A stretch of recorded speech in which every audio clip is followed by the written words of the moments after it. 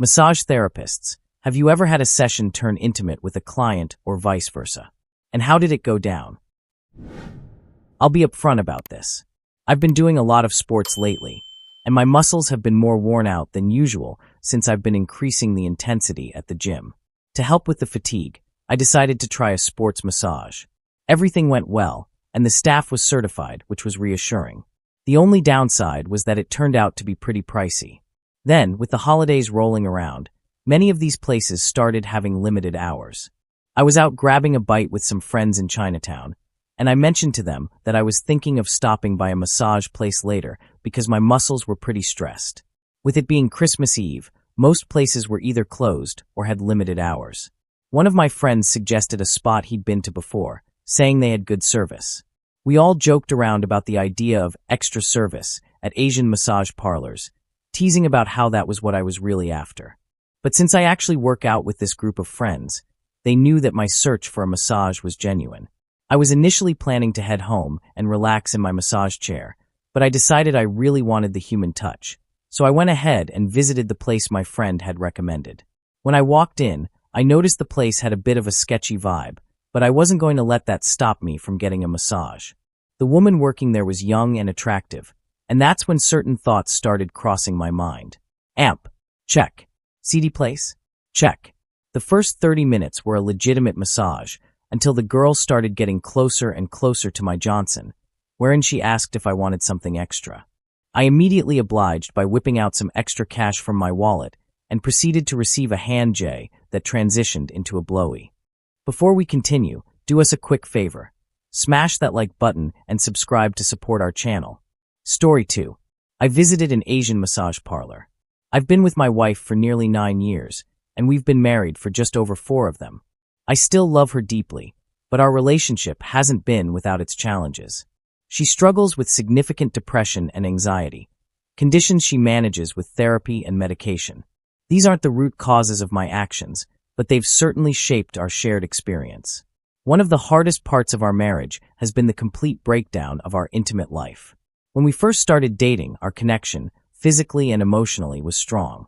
I knew, realistically, that things would slow down over time, but I never expected it to come to a complete halt. Eventually, it only happened every 6 months or so. I understand her medications can impact libido, and I've always tried to be empathetic about that. After we got married, we went on a beautiful honeymoon. I thought it might rekindle that spark between us, but we only did it once on the final night, and even then, it felt forced. A year later, she expressed a strong desire to have a baby, and that's when she began initiating intimacy again. But it felt mechanical, like something to check off a list. We did conceive, and we now have a wonderful 2-year-old daughter. I love her deeply, and becoming a father has changed my life. But after our daughter was born, things shifted even more. Since then, my wife hasn't allowed any romantic or intimate gestures. She's been fully focused on our daughter, which I understand to a degree, especially early on. She still breastfeeds and sleeps in our daughter's bed most nights because our little one doesn't sleep through the night. Over time, the lack of intimacy began to wear on me. I started watching adult webcams. Eventually, I went from being a passive viewer to actively participating. This went on for about a year. I kept dropping hints, trying to spark some kind of connection again, but nothing changed. I began to feel increasingly alone, and I was craving not just doing it, but intimacy, physical affection, and connection. That's when I made the decision to visit an Asian massage parlor. The experience itself was underwhelming, a mediocre massage that ended with a job. That was 8 months ago. For a while, I buried it. Life carried on. But about 3 months ago, a wave of guilt hit me, followed by a deep sense of shame. Those feelings haven't disappeared entirely, but they've dulled a bit over time. The hardest part is that even with that shame, there's still a part of me that wants to go back. That desire makes me feel even worse. I love my wife, but I feel completely disconnected from her on a physical level. I know this story may paint her in a certain light, but I want to be clear. I made my own choices. I'm an adult, and I take full responsibility for them. I understand that she's carrying a heavy emotional burden, and I've always tried to be as supportive as I can, emotionally, physically, and practically. But I can't deny how starved I feel for physical closeness. I can't undo what I did, but I can move forward and try to keep my own weaknesses from driving future decisions. I just wish I knew how to rebuild that part of our relationship, if it's even possible. Story 3. I once had a very sweet female client lying face up while I was working on her neck and the occipital muscles at the base of her skull. At one point, she leaned her face over and gently pressed her cheek into my forearm, sighing and nuzzling against me. She tends to completely zone out during massages, so while the moment wasn't overtly inappropriate, it definitely felt unusually intimate. I subtly shifted away from her cheek as smoothly and quickly as I could, and she immediately snapped out of it, blushing with clear embarrassment. Aside from that, I have a few clients, both male and female, who occasionally make odd bedroom sounds, though they show no other signs of excitement. With some of them, I do brace myself a bit when it's time to ask them to turn over. I suspect a few might be getting more out of the experience than intended, but nothing inappropriate has happened. That said, we have got calls and emails asking whether we offer that kind of service. Honestly, if I wanted to make money giving other kinds of services, I wouldn't have spent 3 years in school or paid annual professional dues for it. My spouse, who's also a therapist, once had a male client reach out to touch her thigh while she was standing next to the table. She shut that down quickly and firmly. Thankfully, that's probably the worst either of us has dealt with so far. Story 4. I'm a licensed massage therapist, and at one point I was working out of a gym. A guy came in and requested a 30-minute massage focused on his legs and abs since he was a runner. Nothing out of the ordinary. After finishing his legs, I moved on to his abs. I pulled the sheet down to his hips to access the area, standard practice. And although he was fully bare underneath, which is also normal, his jewels were properly covered by the drape. While I was working, he reached up to scratch his nose, and as his hand came back down, he accidentally pulled the sheet down and exposed himself. I didn't react, just calmly covered him back up and continued. A few moments later, the sheet somehow slipped again, same result. I recovered him once more and kept going. The third time it happened, I didn't say anything. I just tucked the sheet securely under his hips so it wouldn't move again and kept working like nothing had happened. He didn't try anything else after that. I finished the massage professionally, sent him on his way, and thankfully, he never booked another session. Story 5. Oh, I've got a story from the client side of things. I used to live in a great city in Southern California, and right across the street from my place was this massage parlor set up in a charming old historic house. I went as often as my budget allowed, and everything seemed great, or so I thought. I'd never been to a massage therapist before, so I assumed things like big tubs, showers, and even champagne were just standard spa luxuries. It was my only point of reference, after all.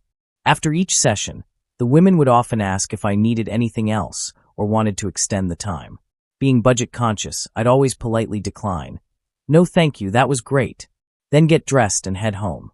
But my last visit felt different. She had me flip over from my stomach and began massaging my quads. Her fingers started to wander just a bit, and she softly asked if I'd like anything more. I awkwardly replied, "Oh, no, this is great, thank you." As we wrapped up, she asked one last time if I wanted anything else. Again, I declined, feeling a little unsure but still oblivious. A few weeks later, I'm walking home from work and saw police swarming the street. Yep, you guessed it, they were busting the place. Turns out it was a well-known private club the whole time. I quietly tiptoed back to my apartment and braced for a knock on the door that, thankfully, never came. Story 6. I have been a registered massage therapist for just over 5 years now, and while I've definitely had my share of comments, I've learned that if you set firm boundaries, people usually respect them. However, there was one client I had been treating for almost a year who started getting a bit too familiar toward the end of our sessions. One evening, when it was just me and the receptionist at the clinic, he came in and requested that I only treat his quads for the entire hour using very light pressure, a rather strange request. I refused, suggesting we include other areas, which he reluctantly agreed to. About 10 minutes into the session, he suggested that I get on the table instead and have him massage me. I declined, explaining that it wasn't appropriate. He then asked if I had a table at home, and when I said no, he suggested we could just do it in his bed instead. Again, I told him that it was not appropriate at all. At this point, I should have ended the session, but I kept going. Then, he made a disturbing comment about how once I got married and had kids, I'd have to say goodbye to physical intimacy.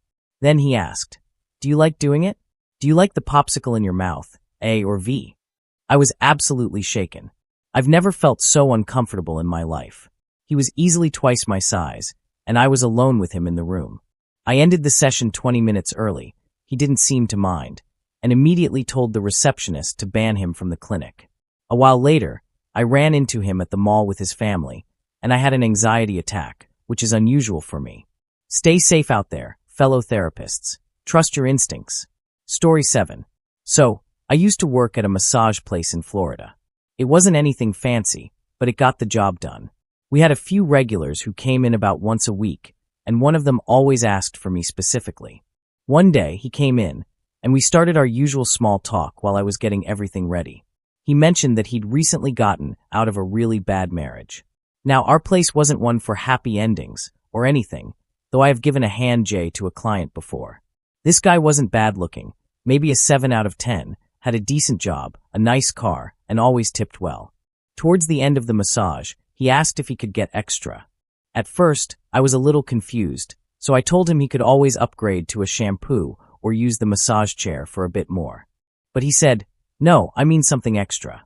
At that point, I realized what he was asking for, so I smirked.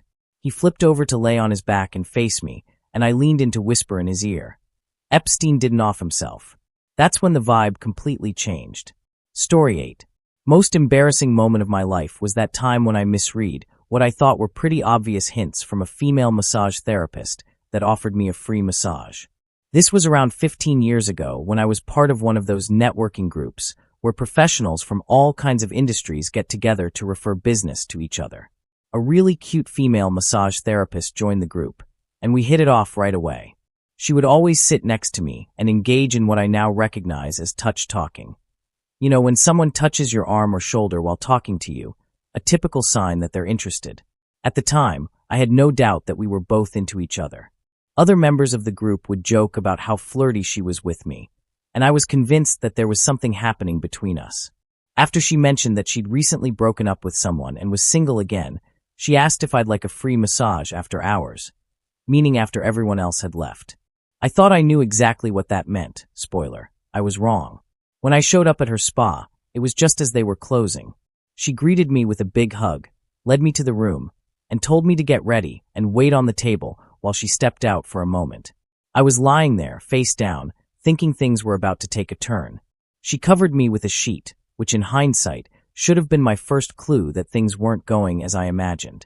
After about 20 minutes, feeling confident, I decided to make a move and said something cringy like, "There's plenty of room for 2 on this table, don't you think?" The look of horror on her face immediately shattered my confidence. I realized I had completely misread the situation. She rightly kicked me out, making it clear how offended she was. As I drove home, I replayed the evening in my mind, remembering how I had made awkward sounds while she was working on me. Luckily, she never spoke to me again. After that, I joined a different networking group without ever sharing the story with anyone. And that, my friends, is my confession. Let's just say it was a huge learning experience. Story 9. I've been a licensed massage therapist, LMT, for over 10 years, and I'll never forget my very first job. It was at a day spa called Enchante, which seemed functional and reputable at the time. I was only 19, and as a newcomer to the field, I hadn't yet developed a keen sense for red flags. I had heard warnings from others, but experiencing it firsthand was completely different. It wasn't my first client, but within my first week, I was scheduled with a male client, an elderly man, 84 years old to be exact. He requested a 90-minute massage all face-up. It seemed like a long session, and I wasn't entirely sure how I'd fill the time, but I was ready to try. For the first hour, everything went as expected, a standard session. Then, he asked me to focus on his upper thighs. I told him that the way he was draped was the maximum I could do. At that point, he removed his towel and said, "That's never been a problem before." And suddenly, I was faced with an elderly man exposed in front of me. I remember being so shocked and upset that I immediately told him, "No, and this is not happening."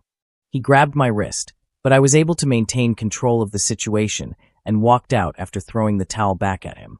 The only person in the office with me at the time was an accountant, not someone who could handle such a situation. When I left the room, she asked what had happened, and I told her I was done. I stepped outside to collect myself and avoid any further interaction with that client. After he left, no police were involved. The accountant seemed to genuinely not understand what had transpired and even mentioned that he tipped me $5. At that point, I realized I was working at a place that was unprofessional, and I decided to quit immediately. This experience didn't stop me from continuing my career as an LMT, but I've since made sure to set clear boundaries. I now own my own practice and no longer work with male clients. That experience shaped how I approach the profession and the importance of self-respect in a work environment. Story 10. So, I'm not a massage therapist, but one time I went to one. It was the mother of my uncle's girlfriend at the time. She was kinda new to it all, and my uncle asked for me to get a massage, so she could get some experience. Anyways, in the middle of the massage, everything was going as normal until she started using some oil on my body. For some reason, that gave me a huge stiffy. Keep in mind that woman was like 45 while I was 21 at the time. She was pretty for her age, but a lot older nonetheless. She realized I had a stiffy and went on normally saying that happens sometimes, and it's normal, so I should not be too worried about that, but holy crap, it was super embarrassing. So, things went on, but the stiffy didn't go away and I started to freak out a little. At some point, she started talking that she liked that a man so young found her attractive, and things got a little weirder as it went on. When she finished the massage, my stiffy was still up and she said, "Well, I have to do something about that," and gave me a help. It was good, but after she finished I had that moment of clarity, realizing that the whole scene was super weird. Afterwards she told me not to worry, as she would not tell anyone about that, but I still see her from time to time since my uncle married her daughter, and it gets a cord every time. Story 11. I'm a female LMT, and at the spa where I work, we're given one free massage a month, which is great. For the past 7 months, I've been getting regular massages from my male coworker. He's amazing at his job, very professional, knowledgeable, and trustworthy. He's in med school to become a trauma anesthesiologist, has a young daughter, and seems like an all-around good guy. Recently, the spa has been extra busy with the holidays and gift card sales, so the owner asked us to get our personal massages from a different location for a few weeks. My coworker offered to give me a massage at his place, which I thought was fine since he lives across the street and runs a private practice out of his apartment. When I arrived, he told me it was fine if I wanted to take off my inners, which I thought was a little strange, but I didn't make a big deal out of it. But then, things started to get uncomfortable. He began pushing physical boundaries, but it wasn't anything too far yet. He then asked if there were any other areas I wanted him to work on, since we weren't at the spa. At this point, I started feeling uncomfortable but tried to brush it off, saying, "Nah, I'm actually feeling pretty good everywhere else. What you're doing is fine." That's when he said, "If it's only pretty good now, imagine how much better I could make you feel." I was shocked and told him, "You probably shouldn't say stuff like that to women clients. It could be taken the wrong way." That didn't sound right, haha. I tried to make light of how uncomfortable I was. Thankfully, he finished the massage without any more inappropriate comments. 6 weeks ago, he was arrested for essaying a woman in his apartment. It turns out he had been actively recruiting women from the spa to take advantage of them. I had received about 10 massages from him and never had a clue. Story 12. One of the more memorable incidents involved a client who, instead of simply asking for a deep tissue massage, mentioned he wanted really deep tissue. My specialty is more along the lines of applying firm pressure with strategic techniques to improve mobility. If a client shows any discomfort, I always check in to see if they'd prefer less pressure. This particular client, however, seemed to think he needed to endure the discomfort to get what he wanted, which made me uncomfortable. Eventually, he got off the table, wrapped in a sheet, and tried to hand me money. It startled me because clients are expected to remain on the table unless I ask them to move. It was unsettling, not because of the approach itself, but because the situation felt very out of place. I told him to get dressed and meet me at the front desk, where I informed him that he was no longer welcome and asked him to leave. Needless to say, I did not offer him any refreshments. Another odd experience involved a client who, after being instructed to undress to his comfort level and lie face down on the table, he did and waited beside the table. When I walked in, he stood there with an awkward look, and I had to remind him, "You're supposed to get on the table, not just stand there." He responded with confusion, which was a bit surprising. The scariest moment was when a client, during a hand and forearm massage, suddenly grabbed my wrist. Since both of our hands were covered in oil, I was able to quickly pull away and exit the room, telling him to get dressed and leave. I also had a situation with a woman who, while discussing her preferred areas for massage, placed my hand on her back without asking.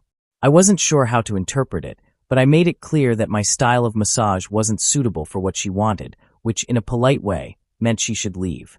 Sometimes, it's important to be direct with clients when boundaries aren't clear. Lastly, there's a story I heard about a student at my school who had an unpleasant experience with a client.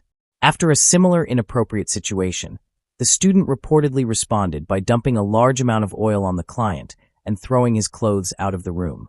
Unfortunately, some people take advantage of massage students, assuming they don't yet understand professional boundaries, which is not okay. If that's what you're looking for, it's important to seek out the right kind of services, rather than making others uncomfortable. Story 13. My friend worked as a massage therapist for a while and truly enjoyed the work itself. However, she eventually left the field after experiencing repeated instances of SA at various spas. She had hoped that the more upscale places would be different, but unfortunately, they weren't immune to these issues. She explained that it was common for clients to start out polite, but by halfway through their session, some would begin asking about extras or bonus areas. She also experienced some clients crossing physical boundaries, making her feel uncomfortable and unsafe. Early in her career, she would try to politely redirect the situation, but over time, she realized that politeness wasn't enough to protect her. She started speaking up and asking clients to leave when things became inappropriate, or even involving a colleague or manager when needed. While that approach worked better, it was frustrating when she had to ask clients to leave after investing time and energy into the session, especially when they would try to avoid paying. One story she shared was particularly disturbing. At a smaller location, it was common for her to be the only one working on slow days. On one of these days, a client came in, chose to be fully bare, which was fine, but then began making inappropriate comments and physical adjustments. He started accidentally letting the sheet fall, revealing himself, and joking in a way that made her uncomfortable. She repeatedly asked him to be more respectful, but things escalated when he touched her bottom.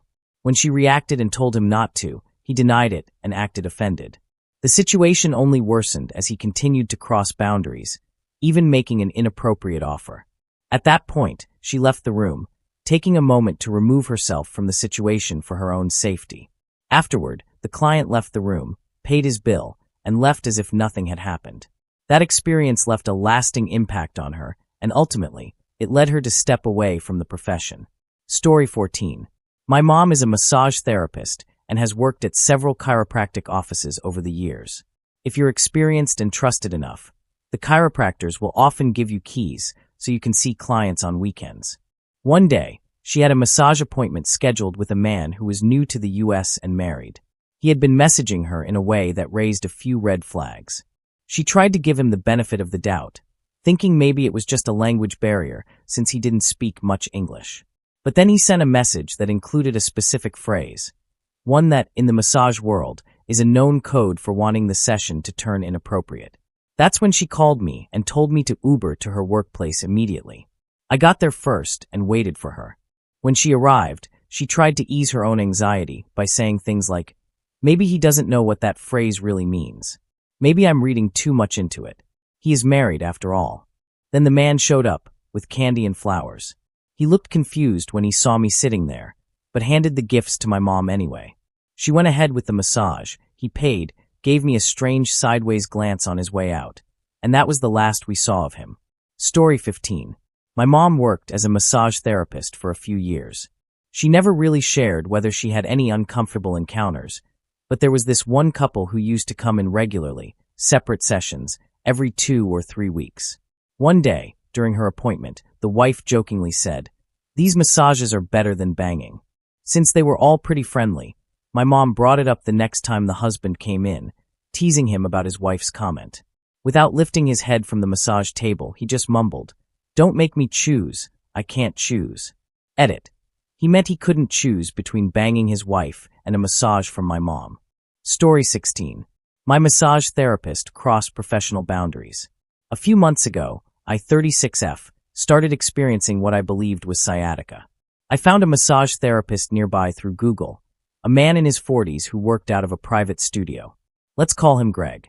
During our first session, I described the pain as starting from my lower back down to the top of my hamstring, basically my butt, which was a little awkward to say, but I was there for help, so I didn't think much of it. The massage itself was great. When I got dressed afterward, I noticed the session had gone about 90 minutes, though I had only booked and paid for an hour. On the way out, Greg casually mentioned he thought I'd booked a longer session, but said not to worry about the extra time. I tipped him well anyway and rebooked for a few weeks later, as he recommended. At the second session, he again went over the time, and I tipped him generously again. But this time, I noticed the session felt a bit different, less structured, more personal. The draping was looser. He pulled the sheet down lower than I was used to with other therapists, exposing more of my buns than I expected. His hands also wandered closer to more sacred areas. It caught me off guard, but I justified it to myself. This was the area I'd mentioned was in pain. Still, I noticed the difference. He wasn't bad looking, and if I'm being honest, a part of me was a little excited by it. I bought a package of 6 more sessions and went back for another. By the third massage, my sciatica was improving, but the focus on my glutes remained. The draping felt more revealing again, but I brushed it off. It was the fourth session where things crossed a clear line. He started massaging my stomach, which I hadn't experienced before, and asked if I wanted to do the belly. I said okay, unsure of what that entailed. He lowered the drape even further, and before I knew it, his hands were grazing areas that definitely weren't appropriate for a professional massage. Then he asked if he could include my jugs. I was stunned and unsure how to react. I gave a hesitant okay, and things escalated quickly from there, touching, explicit contact, and eventually BJ. I didn't explicitly ask for it or say I wanted it, but I didn't stop it either. I think I went into shock. He paused when someone knocked on the door, then returned and wrapped the session up as if nothing unusual had happened. He told me this was out of the ordinary for him, that it was beautiful, and that I shouldn't tell anyone. When I left, I saw another client waiting. I gave the usual tip and wished him a happy new year, still in disbelief about what had just happened. It's been over a month, and I haven't talked to anyone about this. I'm not sure how to feel. On one hand, it felt surreal, like something out of a fantasy. On the other hand, I didn't go there for a physical encounter. I trusted him as a professional, and he clearly crossed ethical boundaries, probably legal ones too.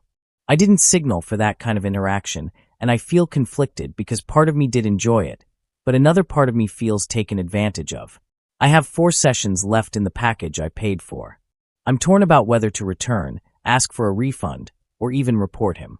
I've considered going back and trying to establish clear boundaries, or fabricating a story about having a boyfriend who's okay with things to a point, just to try and control the situation, but I know how messed up that sounds. I'm also wondering if I should even be tipping him anymore, given that things feel more transactional now. I genuinely don't know how I got into this situation or how to proceed. I feel both complicit and violated. I never expected this to happen, and even though I've had fantasies like this, experiencing it in real life, especially without clear, enthusiastic consent, felt entirely different. Story 17. I tipped the massage therapist $10 because I am cheap. I'm not wealthy. I'm on a tight budget and tend to be very careful with my spending. Tonight, I went for a 45-minute massage that cost $60. When it was over, I handed the therapist 4 $20 bills and asked for $10 in change. She seemed visibly upset and let out a frustrated sigh. It made me feel terrible, and I started wondering if I had really miscalculated the expected tip. After thinking it over, I tried to reason with myself. A 10% tip would be $6 and 20% would be $12. I figured it might be awkward to ask for $8 back, so asking for $10 seemed close enough to reasonable. Not ideal, but not awful either. Still, I couldn't shake the feeling that I may have offended her. I keep wondering if tipping less than what's customary is wrong, like morally or spiritually. I genuinely don't mean to be cheap out of disrespect. I'm just doing my best with limited resources. That said, I'm seriously considering going back tomorrow to give her another $5 and apologize for the mix-up. I'm not sure if she'll be working, or if she'll even want to hear an apology. I don't want to make things more awkward, but I also don't want to leave things on a sour note. Story 18. I've been a registered massage therapist for 7 years now. Over time, there have been a few accidental slip-ups here and there, but I usually just brush them off. However, there was one time early in my career when a woman asked me to hop on the table with her. I hadn't been trained in handling situations like that, so I was completely caught off guard. I immediately told her no, explaining that it was unethical. And in hindsight, I should have stopped the session right there. But instead, I just carried on, acting like nothing happened. I finished the treatment she paid, and thankfully, I never saw her again. My boss was furious, though. He told me I should report it to the cops, just in case anything came up later, especially given the whole male versus female dynamic. So, I went to the police, and they just laughed at me. Not exactly the happy ending you might have expected, but luckily, this doesn't happen very often. Despite all that, I still enjoy the work. Story 19. My husband and I have been married for 10 years, and we decided to take a cruise in April of this year, departing from Florida. As part of our usual vacation routine, we had pre-booked a couple's massage for the first day at port, which came at a discount. We've done this many times during our vacations and cruises, but what happened this time was completely unexpected. The massage began like all the others. We each prepped separately in the men's and women's locker rooms, hung around the spa in our bathrobes, and took advantage of the spa services. When it came time for the massage, I noticed my masseuse was a man, something that's very unusual on cruise ships. I didn't mind, and my husband seemed fine with it too, so we went along with it. The couple's massages are typically done side by side in the spa's setup, and ours was in a dark room with soft music playing and pinpoints of light dancing on the walls, creating a relaxing atmosphere. I got under the sheet, and my husband did the same. The massage started like normal, with the masseuse working on my upper torso and arms, then moving down to my feet and working his way back up. But when he got to my upper thighs, he went a little too far. I froze in surprise, and he quickly pulled back, but then he came right back in, continuing the massage. I was overwhelmed with so many emotions: shock, embarrassment, confusion, and a strange feeling of being charged. I didn't say anything afterward, partly because I wasn't sure if he even realized how intrusive his touch had been. I didn't tell my husband either, unsure if I should bring it up. Story 20. I'm a male massage therapist, and I had a situation that came very close to crossing professional boundaries. I had a client who was constantly in pain from her back, with several underlying causes. While I'm not a doctor and can't offer medical advice, I encouraged her to see a physician for a prescription for physical therapy, alongside regular massage therapy, which could help alleviate her pain. She appreciated my approach, and I became one of the few people who helped reduce her pain. One day, she called in desperate for an emergency massage due to her pain, and after the session, she was so relieved that she kissed me on the cheek. I was fine with it. Pain is exhausting, and I understood her gratitude. A coworker saw it and jokingly said, "Ah, that's sweet," recognizing how much I had helped her. Over time, we became friends on Facebook, but things eventually started to get complicated. I genuinely love my job and helping people feel better, but she started to cross a line. She was married and had a child, but she began sending me messages asking if I thought she was attractive and if I'd be interested in exploring something more during our sessions. The next time I saw her, I stuck to the professional boundaries. I'm not risking my career or legal troubles. Eventually, I received a message from her saying that she wanted to give me a goodbye gift since I was moving to another state. She promised it would remain a secret and even said it would help me feel more confident for the move. I took a couple of days to think about it, and then I messaged her back saying I couldn't do it. I explained that it wasn't because I didn't find her attractive. She was a beautiful woman, but because she was married, and that was a line I couldn't cross. She understood, and that was the end of it. Looking back, I do feel for her. It's sad to think about her feeling unnoticed in her marriage, and it makes me realize how many people feel similarly, unseen, alone, and longing for attention. I'm not the most conventionally attractive person. I'm overweight, but I have a good personality, and I think sometimes it's the small gestures that make a difference. I listened to her, cared about how she was doing, and provided the attention she wasn't getting at home. To anyone reading this, I just want to remind you, you are loved and you are wanted. If you're feeling overlooked or down, don't hesitate to reach out to someone. It's okay to ask for the validation and connection we all need. You matter. Story 21. I want to share my experience as a client at a Thai massage place I frequented while I was in college in California. There was a massage studio right across the street from my place, so I decided to stop by one day for a deep tissue massage. It was a great session, nothing unusual, just a relaxing experience. The next month, I went back, and this time I was greeted by a different masseuse. She was a Thai woman in her early 30s, a little on the thicker side, and had an amazing personality. She was friendly and talkative, but not in a way that was annoying, just a really pleasant vibe. About 30 minutes into the session, I was lying on my back, and she began massaging my thighs. Gradually, she moved closer, and I felt a bit awkward, not sure if it was intentional. At the time, I was 19 and this was only my second massage, so I wasn't quite sure how to respond. I ended up feeling more and more uncomfortable, but at the same time, I couldn't help but feel something change in the dynamics of the session. Afterward, we chatted a bit, and she didn't ask for any tips or mention anything out of the ordinary. I wasn't sure what to make of the situation, but I enjoyed the experience enough to continue seeing her for a few months after that, even though I wasn't sure how to categorize it. When I returned after the break, she was no longer there, and the atmosphere had shifted. The other massage therapists were more forward and clearly offering more than just regular massages, so I stopped going because I wasn't interested in that. I still think about that massage from time to time. She was really good, but unfortunately, I can't remember her name. Story 22. I studied massage therapy at a community college, where we rotated partners throughout the year. One week, I'd work with a woman, the next with a guy, and so on. The pairings were random, and I'm a straight guy, by the way. We were allowed to wear as much or as little clothing as we wanted, but since we used massage oil, the areas we were learning on had to be exposed. Some people chose not to learn certain areas, but most of us did. During the course, I became friends with a few of my classmates, and we'd often go out for a beer and chat after class. One of them, Linda, was particularly attractive, and it seemed she found me attractive as well, which still surprises me because she was so beautiful. By chance, I was paired with her when we learned to do shoulder and chest massages. That session ended up being a memorable evening for both of us. She was clearly turned on by it, and I was relieved to be wearing inners and sweatpants. Later in the course, we were paired for the hip and thigh section. While I managed to stay composed, I noticed she was visibly affected, and I eventually learned that she was very charged.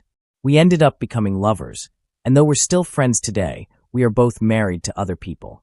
Looking back, I'm pretty sure that community colleges wouldn't permit this level of nudity or intimacy in a class nowadays. Story 23. I'm living in a small village in Hampshire with 3 chiropractors and a Thai massage place. There's a lot of older people around here. I've been to Thailand a few times, and one day when I was feeling bored, I decided to treat myself to a massage. So, I called the Thai massage place, and they told me to come right down. I jokingly said to a friend, "I wonder if they offer other kinds of services," and she laughed it off, saying it was silly to think that would happen in a place like this. She'd been there before and assured me that it wasn't like that at all. Well, maybe for women, but for men, it's a different story. The masseuse asked me to lay down, which I did, and then she started massaging my legs. But then, the receptionist came in and said she was going to warm me up, and the two of them began massaging my legs, slowly getting closer to, well, where you don't want them to. They even started playfully messing around while giggling. After having a few Thai massages in the past, I knew what was going on, so I said, No, I'm really here just for a proper massage because of my back pain." They seemed disappointed, as if they didn't quite get it, and I had to insist that I wanted a full head and neck massage, just like I'd paid for. I've told a few women about the experience, but they all laughed it off and said it was nothing like that when they went. I even mentioned it to my mom jokingly, and she just thinks I have a twisted sense of humor. But ask any guy who's been there, and they'll tell you a completely different story. Story 24. I used to be a licensed massage therapist, but a few incidents led me to quit the profession because it wasn't profitable, and I often encountered creepy older guys trying to push boundaries. Just to clarify, I'm a male. I specialized in sports massage, and one day an old tennis coach from a prestigious private school came in needing a full-body deep tissue session. I thought this could lead to opportunities for working with the school during their pre- and post-tennis sessions. Halfway through, he asked if I could focus more on his glutes, which I figured was reasonable given the demands of the sport. But then he asked if I could go deeper and actually said, "Could you massage my prostate?" Record scratch. No way. I told him that his urologist could handle that. As I worked on his shoulders, his hand started creeping up my leg, so I brushed it off. Things took a turn, and I realized it was time to set some firm boundaries. I couldn't let this go any further, so I made it clear that his behavior was not acceptable. Next thing I knew, he was grabbing my thighs hard, so I responded by grabbing his clavicle firmly and told him that if he didn't let go, he wouldn't be teaching tennis anymore. I insisted he needed to get the F out. Surprisingly, he still paid me and said he was going to come back because he liked a fighter. I did a search on him later and saw he's still teaching at that school. I can't shake the feeling that there might be some news buzz surrounding him one day, especially considering his behavior. It's unsettling to think about what could happen. Story 25. My parents own a spa where I used to work, and I have a ton of stories, but here's a good one. At one point, we had 2 male massage therapists. I worked in the call center, and before booking a massage, we always clarified if the client was comfortable seeing a male therapist since we had a majority female clientele. One day, a male client booked a massage for himself with our male therapist, Ed. He was a new client and specifically requested a male therapist, which was a bit unusual for us. The guy went in for his appointment, and the first half went normally. He was lying bare on the massage table, with a blanket covering his lower half. After the first half of the massage, Ed told him to flip over to his back to continue. When he flipped over, he handed Ed a wad of cash from who knows where and said, "That's for you," then started to play with his dong. Ed promptly replied, "All right, your appointment is done. They'll take care of you at the front desk," and quickly left the room. The guy paid and left without any issues. Here's the kicker. Ed never told my parents or the manager. None of us found out until work gossip spread. Because we didn't know about this creep, the guy ended up calling and scheduling another appointment with Ed. Once we caught wind of what happened, the guy was asked not to come back shortly after booking. It was a wild situation. The spa is a pretty upscale place, with prices in the triple digits, so I'm not sure if the guy thought we were just an expensive spa with a side hustle, or if he mistook it for a really cheap private club. It's puzzling how some people can misinterpret the environment. Story 26. My mom is a massage therapist and has worked at several chiropractic offices. If you're good and trustworthy enough, the chiropractors will often give you the keys so you can see clients on weekends. It's a great way to build up a client base and earn some extra income while helping people. I once had to take an Uber to my mom's workplace when she was scheduled to massage a new client. He was married and new to the US, and while he had been sending her messages, she initially thought his intent might just be lost in translation due to his limited English. Then I got a call from her asking me to get there as soon as possible. Apparently, he had sent a message with a code phrase that in the massage world typically indicates things might turn into something more. It definitely raised some red flags. So, I arrived first, and when my mom got there, she tried to downplay the situation to reassure herself.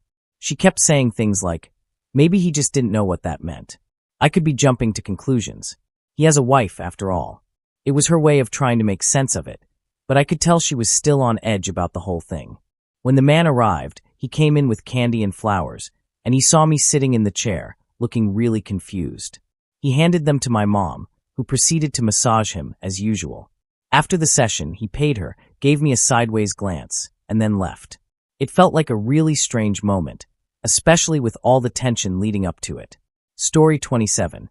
A few years ago, when I was 23, I was stationed in Japan, near Tokyo, and I ended up working part-time as a massage therapist. I would usually go out to both gay and straight bars on Friday nights. One evening, I was approached by a good-looking, older Japanese man who spoke fluent English. We flirted, he treated me to drinks, and after some time, he invited me to a very upscale hotel. We met up a few more times, and eventually, he told me he was a partner in a male massage therapist agency and that I could earn a lot of money if I joined. I was young and inexperienced, so I decided to give it a try. Overall, the experience was more positive than I expected.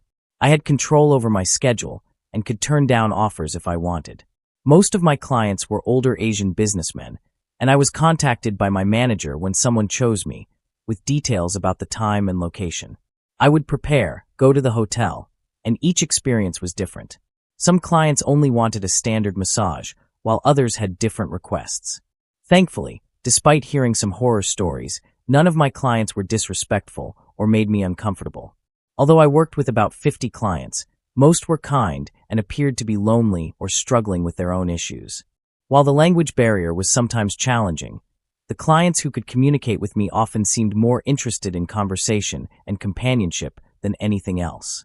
The main downside was the financial side of things.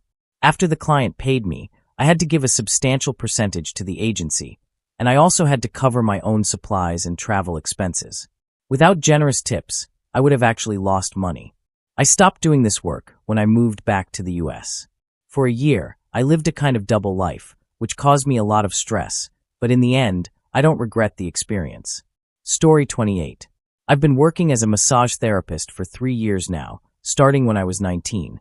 In my first year, I had an uncomfortable experience with a client who was face down on the table and made an inappropriate move when his hands were near his body. He had already given me a weird vibe, like he might have taken a picture of me when I first walked in, and he would stare when he could. After that session, I made sure to tell the receptionist not to schedule him with me again. About a year later, another client booked a 2-hour session with me every Tuesday for a few months. During our sessions, he would touch my calves when I was working near his hands. Since I was still new, I didn't quite know how to handle it, but it made me uncomfortable. One day, while I was working on his legs, I unintentionally bumped into something, and when I looked up, I saw that he was visibly excited. I immediately adjusted the draping, focused on his neck for the rest of the session, and reported the incident to the receptionist and manager, ensuring he wouldn't be allowed to rebook with me. Another time, a client started touching my calves, which I shut down immediately after the session. He was also not allowed to rebook. It took me a little while to learn to recognize these signs and handle the situations properly, but I eventually got the hang of it. It's strange because when I was younger, I had a few middle-aged married men who would flirt with me. However, after I switched from a spa to a chiropractor's office, I noticed more women flirting with me, though they are much less likely to be inappropriate than the men were. The bottom line, no tip is worth compromising my professionalism. I ask that clients respect my boundaries and allow me to do my job in peace, just like anyone else. Story 29. This isn't exactly what you asked for, but it offers a glimpse into this world.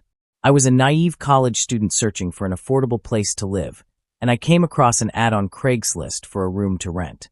The catch was that I could work in exchange for a reduced rent. I called the number listed, and a man invited me over to check out the place. When I arrived at the scheduled time, I was greeted at the door by the wife, a woman in her mid-40s, who seemed motherly. She mentioned that her husband was in another room and would join us shortly. She then proceeded to show me around the house. Things seemed normal until we got to the backyard. That's when the first red flag went off, though I didn't fully register it at the time. The entire backyard was covered by a massive multi-level wooden deck, surrounded by tall privacy fencing and divided into small, secluded nooks. There were no typical backyard amenities like a pool or hot tub, just loungers and chairs. At this point, I was already in too deep, but I brushed it off. Then we went inside, and she showed me the room that was available. She excused herself for a private conversation with her husband in the hall. When she returned, she explained that their business was a massage service, but not just any kind, half-bear massages. It turned out her husband had watched me from another room and decided I was attractive enough to offer the room in exchange for work. Before making an official offer, though, he wanted to demonstrate how the business operated, so I would know what was expected. I wish I could tell you I turned and walked out right then, but I was young, adventurous, and in desperate need of a place to stay. So, with still no direct interaction with the husband, I did something I deeply regret. I laid down on the bed without my top, allowing a man in his 50s to give me a massage for about 15 minutes. When it was over, he disappeared into the other room, and I quickly put my clothes back on. The wife escorted me to the door. At least I had the sense not to move in, but the man kept calling me for weeks afterward, harassing me for backing out. It was a lesson learned, though a hard one. Story 30. My girlfriend has been a massage therapist for 6 years, and she's had her fair share of stories. She works at a nice upscale spa, not the Ritz, but definitely not a rundown place. And over the last 2 years, she's encountered 2 main issues. The first happened with a guy who was literally doing his thing during his session. She didn't notice at first because he was face down, but when he flipped over, it was painfully obvious. She ended the massage immediately, reported him to management, and he was banned from the spa and lost his membership. The second issue is more common: guys who try to test boundaries, seeing if the therapist will cross a line. Typically, clients explain their problem before the session, whether it's back pain, leg pain, groin pain, etc., giving the therapist a focus for the massage. But some of these guys will mention their groin pain, which is usually a legitimate concern, only to then start pushing the limits, saying things like, "Go higher." They think they're being slick, but she knows exactly what they're doing. Even though she technically can't kick them out, if she starts feeling uncomfortable, she'll simply end that part of the massage, move on to another body area, and forget about the tip. My girlfriend knows how to handle these creeps. Story 31. I had just finished massage school and met a salon owner in a continuing education class. She offered me a gig managing appointments and walk-ins while I built up my own clientele. It seemed like the perfect opportunity. That was until one day when all the other therapists had finished for the day. They got a call at 5 p.m. from a man who needed a massage, and since I was still around, they handed it off to me. I'm female. They told me to lock up when I was done and left. At 19, I was excited to get my second ever client after school, but this one was old enough to be my dad. He told me he was ready, so I went into the room, and to my horror, he was already bare, slowly laying down. I was immediately freaked out, but he just casually said, "Come in, no big deal." I left the door open since no one else was there, and started the massage with him face down. It didn't take long for me to realize that the salon owner had a lot of clients like this. He started complimenting me on how pretty I was and how it was the best massage he'd ever had. I was shaking. Then, he flipped over and revealed himself. I screamed that this wasn't okay, and he was not happy. He'd booked the late appointment specifically for this reason. I ran into the bathroom, locked the door, and called my mom. When I heard him leave, I found that he had spilled his smoothie on the sheets and the wall, leaving $20 behind. I packed up all my things, left the key in the mail slot, and never did a massage again. Story 32. In one of my experiences, I was giving a massage to a wife while my co-worker, an attractive woman, had the husband for a couple's massage. Throughout the session, the husband kept coughing loudly, and my client, the wife, was quite vocal. Whenever I hit a particular knot, she would let out these loud, almost sensual sighs. The most awkward part of it all came when the husband flipped over onto his back, and it became immediately clear he had a stiffy. After a few seconds of trying to adjust himself under the covers, the guy actually grabbed himself and pressed it down against his body to regain control. At least, I think that's what happened. I'm not entirely sure when the massage ended, but I imagine my co-worker may have cut it short.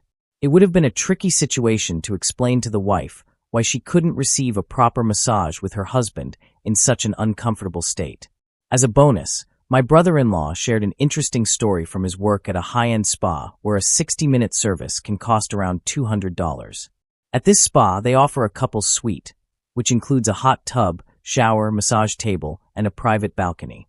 It's marketed as a couple's bonding experience, where a therapist teaches the couple some massage techniques before leaving them alone for an hour of uninterrupted relaxation, or, bonding. Unfortunately, this often leads to some awkward situations. One lady had to endure an entire facial service while the couple in the next room was clearly having a very different kind of facial experience. She was forced to listen to loud banging noises for the entire hour. I think they comped her the service fee, but still, imagine trying to relax in a dark room while hearing your neighbors doing it next door. Story 33. I've never had anything overtly inappropriate happen to me, thanks to working with chiropractors and multiple massage therapists at the same time over my 6 years in the field. However, I did have one creepy experience. There was an officer who would always book the last 2 appointments of my day at the chiropractor's office where I work. He never said or did anything inappropriate during the massage, but after every session, he would make sure to look at me, make eye contact, and ask, "Are we the only 2 here? Or is anyone else here?" Thankfully, we were never alone, but it always made me feel uneasy. He's since stopped coming in. I also had a coworker who had a male client expose himself to her. Years ago, I worked with a male therapist who was known for seeing clients after hours.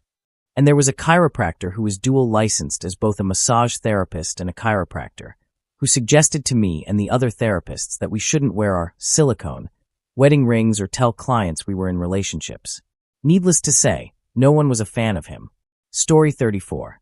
I'm a licensed massage therapist, LMT, from New York, and I'm not sure about how the law works in other states. But here, if a massage therapist accepts money in exchange for other services, it's considered S-work.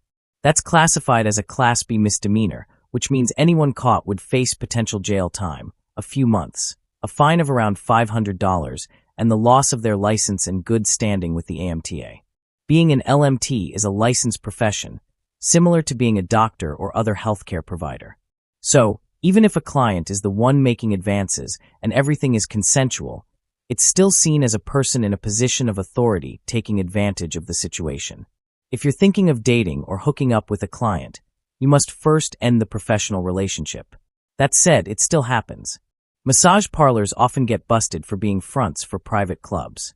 For example, the massage parlor at the casino where I work was shut down because some of the employees were providing extra services in the hotel.